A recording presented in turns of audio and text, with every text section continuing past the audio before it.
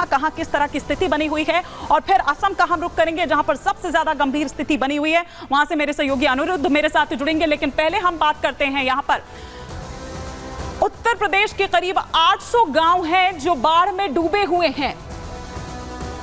उत्तर प्रदेश के ऐसे 800 गांव हैं। उधर शाहजहांपुर की अगर बात करें तो वहां तेज बारिश की वजह से बाढ़ जैसे जो हालात हैं वो वहां पर हो गए हैं। ये सिलसिलेवार तरीके से हम आपको बता रहे हैं कि किस तरह की स्थिति अलग अलग जगहों से हो गई है। दिल्ली लखनऊ हाईवे पर बात करें तो 3-3 फीट तक जो पानी है वो दरअसल भर चुका है। तो वहीं अगर हम आगे बढ़ें और बात यहां पर करें हम बद्रीनाथ रूट की, तो यहां पर भूस्खलन हुआ है।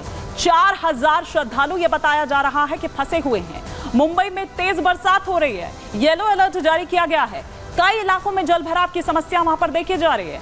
14 से 15 जुलाई को आंध्र प्रदेश में तेज बारिश की चेतावनी भी जारी की गई है।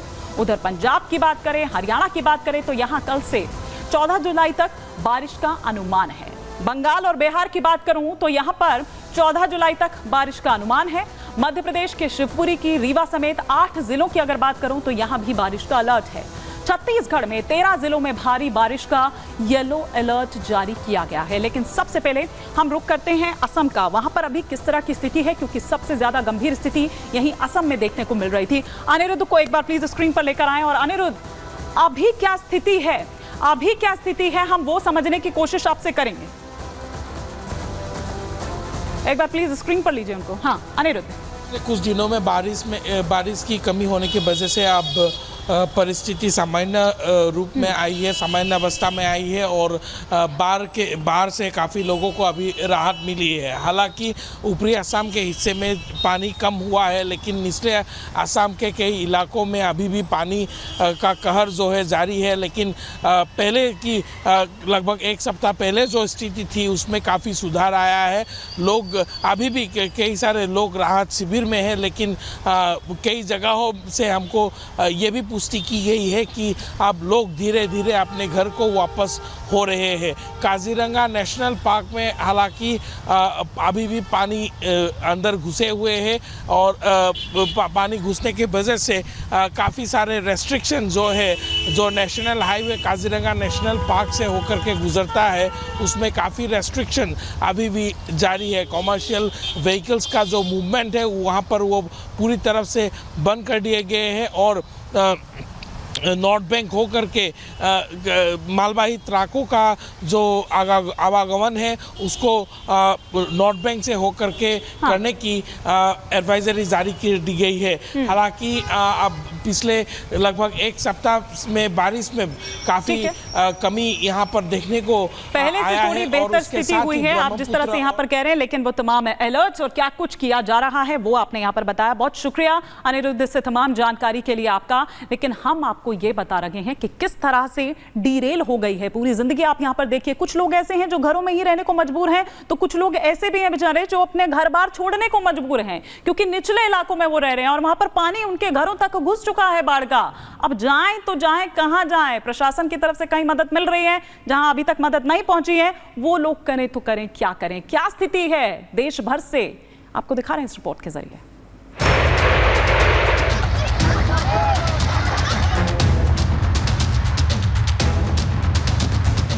सैलाब,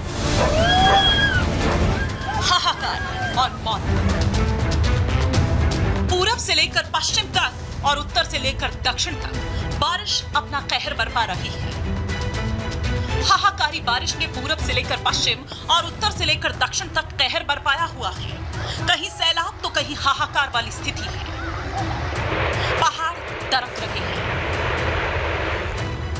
नदियां उफान पर हैं। देश भर के कई राज्यों में भारी बरसात के बाद हाहाकार मचा हुआ है। मुंबई भारी बारिश के कारण थम सी गई है। असम में बाढ़ से हाहाकार मचा हुआ है और अब तक 60 से ज्यादा लोगों की मौत हो चुकी है। उत्तराखंड में भारी बारिश की वजह से हुए भूस्खलन के बाद कई जिलों का संपर्क अन्य जगहों से कट गया है। आसमान से ऐसी आफत बरस रही है कि जहां तक देखो वहां बस पानी ही पानी है। क्या सड़कें, क्या रेल की पटरियां, सब पानी में ऐसे डूबे हैं कि सड़क और पटरियों का नामो निशान तक दिखाई नहीं दे रहा। पहाड़ पत्तों की तरह झड़ रहे हैं। कहीं सैलाब तो कहीं हाहाकार वाली स्थिति है। कहीं गाड़ियां बह गई हैं तो कहीं लोग। मानो ऐसा लग रहा है कि जैसे पानी कोई बर्बादी की कहानी लिख रहा है। देश की राष्ट्रीय राजधानी दिल्ली में बारिश की वजह से अब तक 11 मौतें हो चुकी हैं। पूरे देश को फिलहाल मॉनसून ने अपने कब्जे में ले रखा है। चाहे उत्तर प्रदेश हो या बिहार, उत्तराखंड हो या हिमाचल, असम हो या जम्मू कश्मीर, हर जगह कुदरत की मार पड़ रही है। पहाड़ों पर भूस्खलन की घटनाओं में इजाफा हुआ है तो मैदानी इलाकों में नदियों का जलस्तर बढ़ने से बाढ़ के हालात हैं।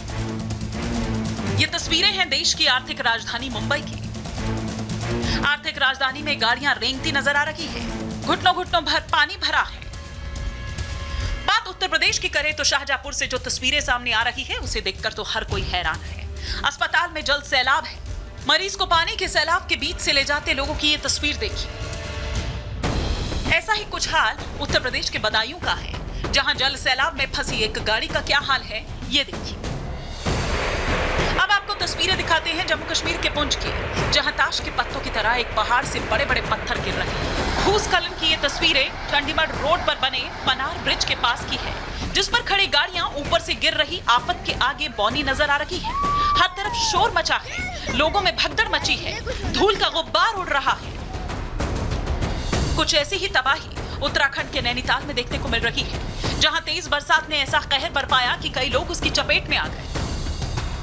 जहां देखो वहां बारिश ने आफत मचाई हुई है। कई राज्यों में बाढ़ का खतरा है तो कहीं बारिश से जल जमाव की दिक्कत। इसी बीच मौसम विभाग की भारी बारिश की चेतावनी ने लोगों की टेंशन को और बढ़ा दिया है। Bureau report, Republic Bharat. और ऐसी कुछ परेशानी दिल्ली वासियों की भी बढ़ती हुई नजर आ रही है। हम आपको दिखाते हैं कि मुनक नहर टूट गई और पानी का कहर जो है वो किस तरह से देखने को मिल रहा है।